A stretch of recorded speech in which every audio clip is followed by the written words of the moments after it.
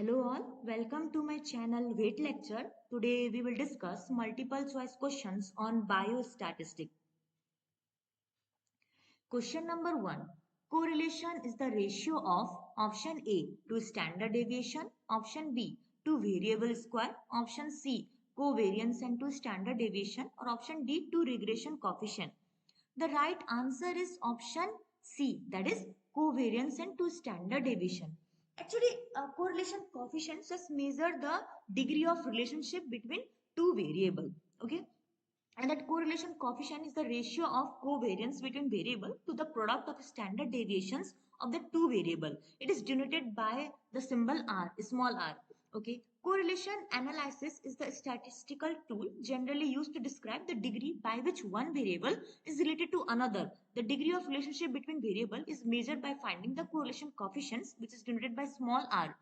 There are actually three types of correlations: positive correlations and negative correlations. When the increase in the value of one variable lead to the increase in the value of another variable or vice versa, such type of correlation is known as positive correlations.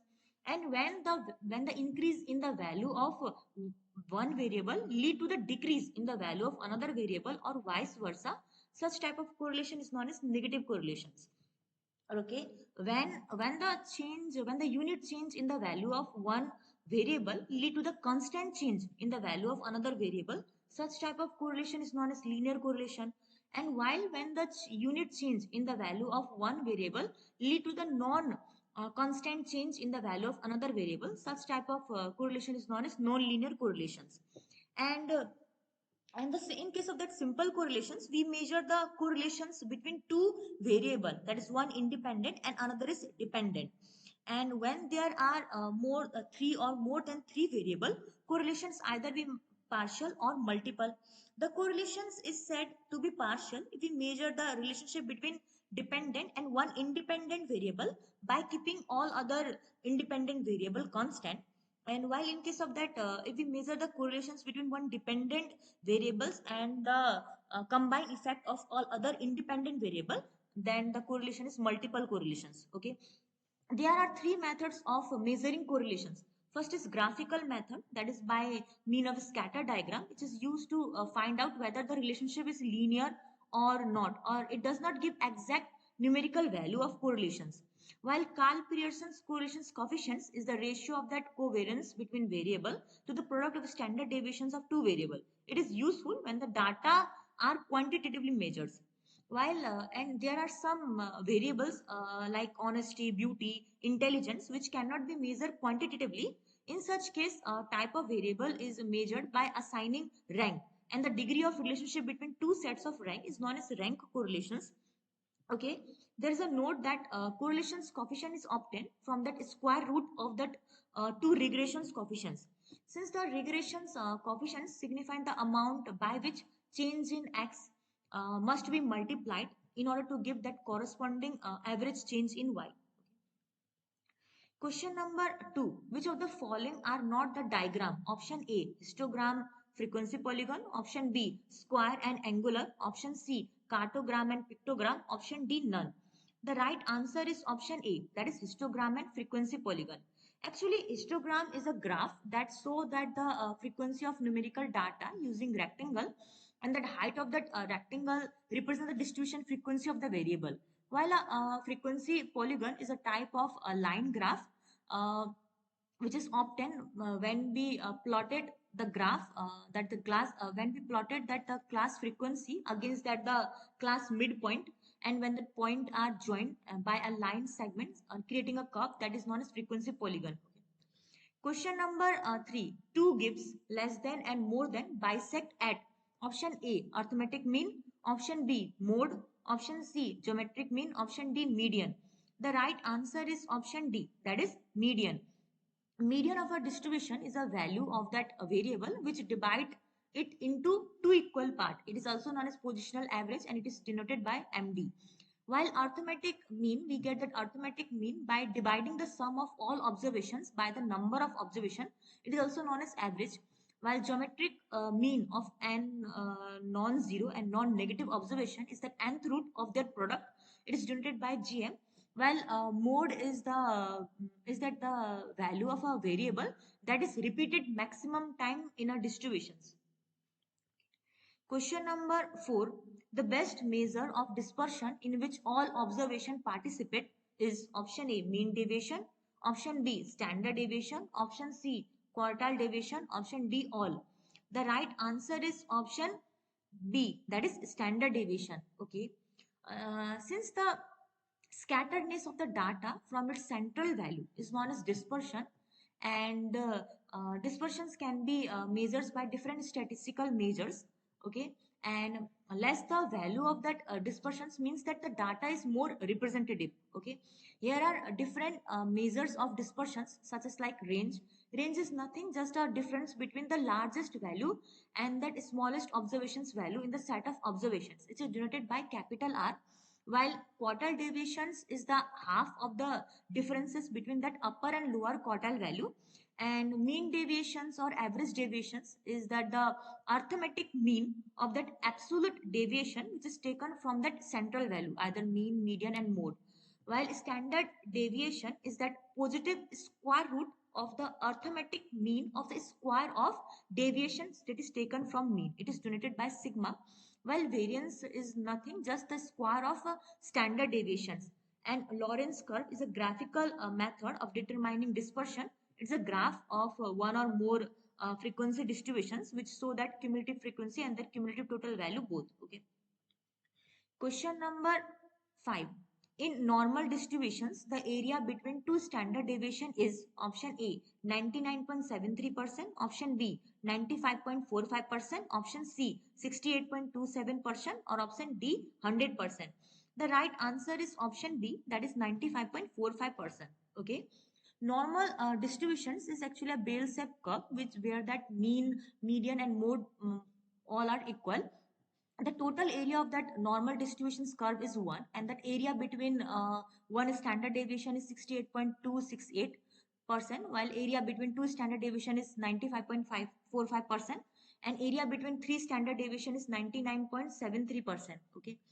Question number 6. The mean and variance are equal in option A, binomial distribution, option B, normal distribution, option C, Poisson distribution, or option D, none. The right answer is option C, that is Poisson distributions. Okay. Binomial distributions is a type of frequency distributions which is used when there are exactly two outcomes from each trial, either a success or a failure. And in that case, that trials are randoms and independent, and the probability of a success is same for each trial. And mean of that binomial distribution is calculated by multiplying the number of trial by the probability of success, while variance of the binomial distribution is calculated by that NP multiplied by 1 minus P. Okay, and that Poisson distribution is nothing, just the limiting form of that binomial distributions in which that the number of trial is very large, and the probability of the success is very small, and the mean of that Poisson's distribution is equal to that the variance of that Poisson distributions, which is equal to lambda.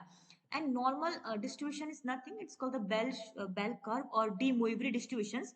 Is the distributions that occur normally in many situations, and that bell curve is symmetrical, that is the half of the data will fall to the left of the mean, and that half of the data will fall to the right of the mean. Okay. Question number 7. Normal distributions was given by option A, Bernoulli, option B, Fisher, option C, Student, option D, A.D. Moivre. The right answer is option D, that is A.D. Moivre. The normal distributions was given by French mathematician, that is Abraham de Moivre, or binomial distribution was given by Swiss mathematician, that is Jacob Bernoulli, and Poisson distribution was given by French mathematician, that is Simeon Denis Poisson. Okay. Question number 8. Two sample mean are tested by option A, F test, option B, T test, option C, chi-square test, or option D, none. The right answer is option B, that is T test. Actually, F test is a statistical test which is used in hypothesis testing to check whether that the variance of two populations or two samples are equal or not, while T test and Z test are the statistical test that compare mean of the two samples T-test is actually suitable for unknown population variance, and it's used for that limited sample size, that is sample size not exceeding 30. And while Z-test is used when that populance variance is known, and it's used for that large sample size which is greater than 30. And while chi-square tests are used to test whether the two categorical variables are related to each others or not.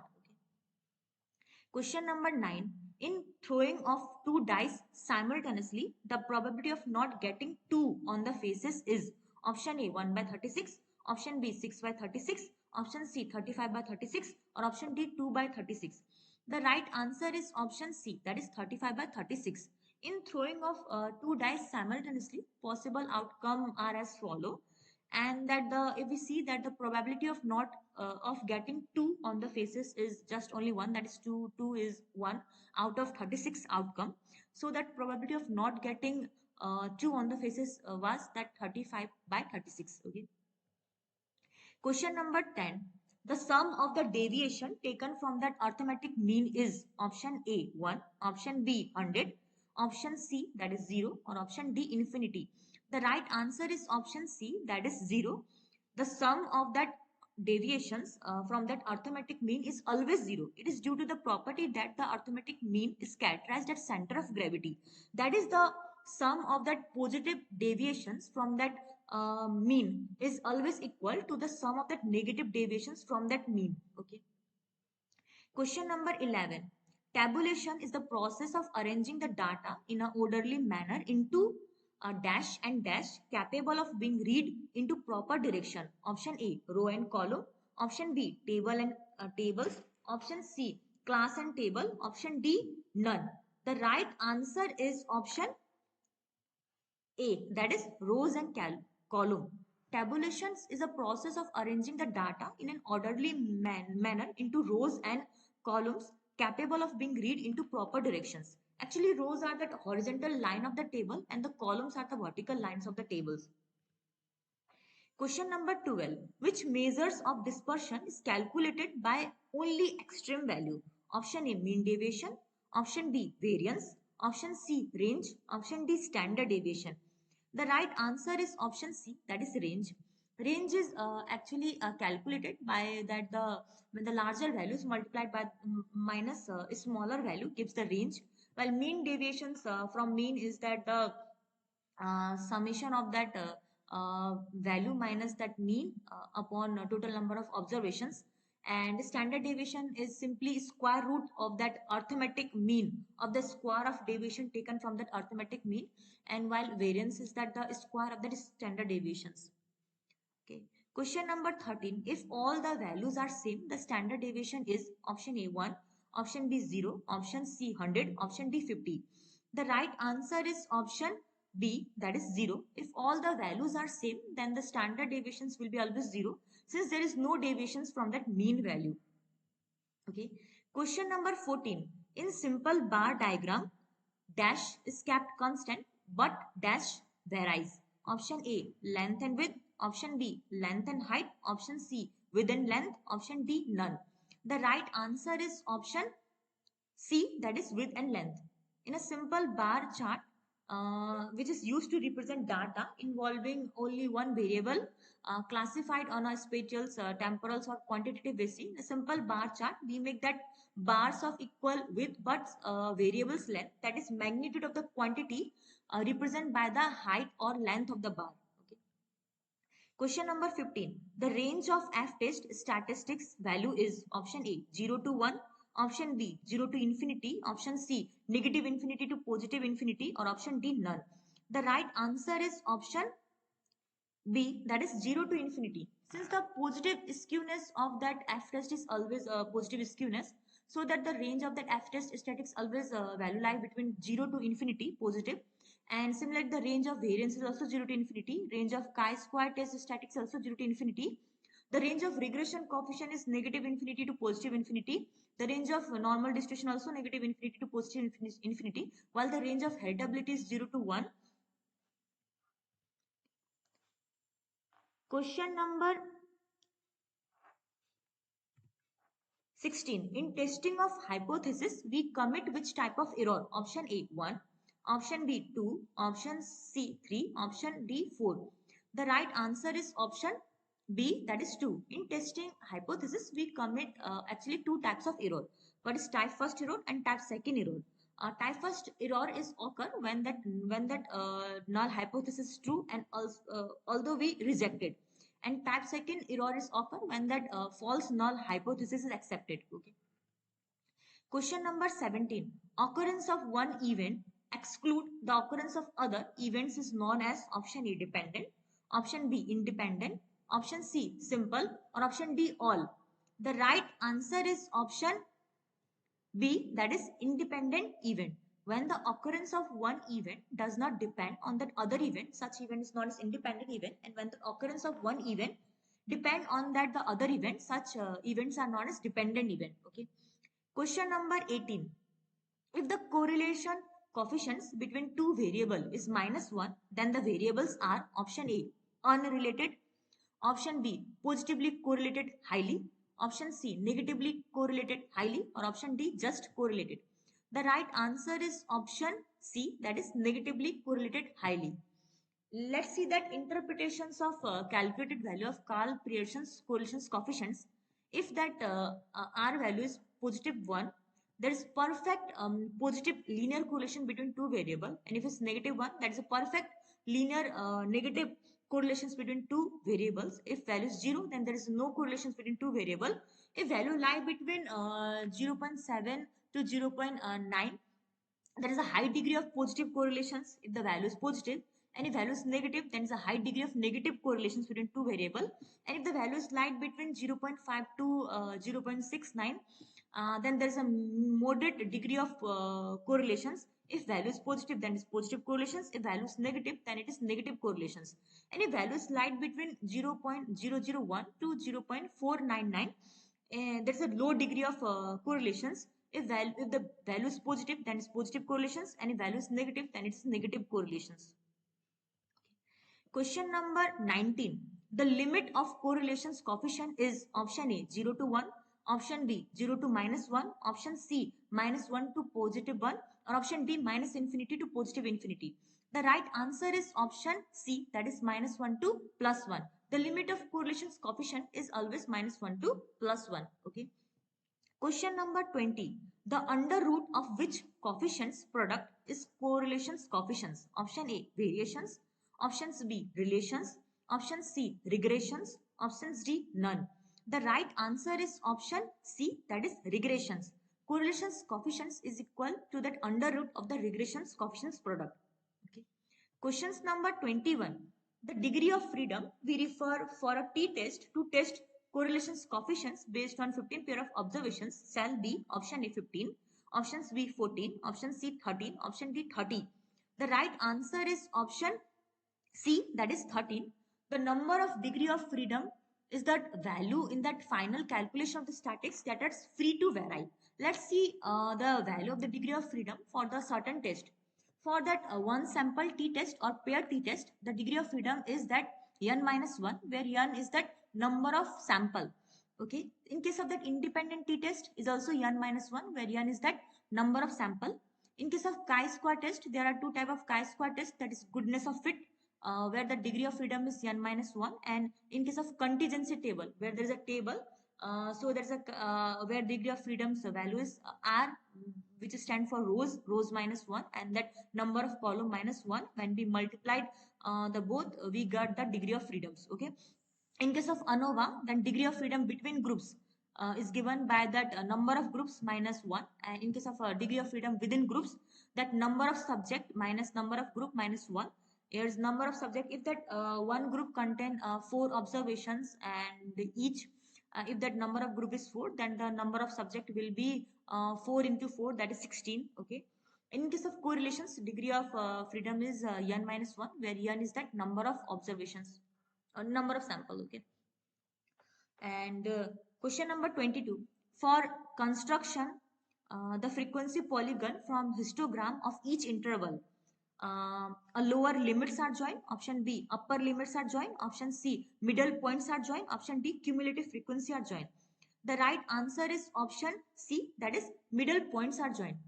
In order to construct that frequency polygon from that histogram, frequency polygon is nothing. It's a line graph which is gated when the class frequency is plotted against that class midpoint. It can be obtained by connecting the midpoint of the top of the rectangle in the histogram, which is we can see in that figure as well. Questions number 23.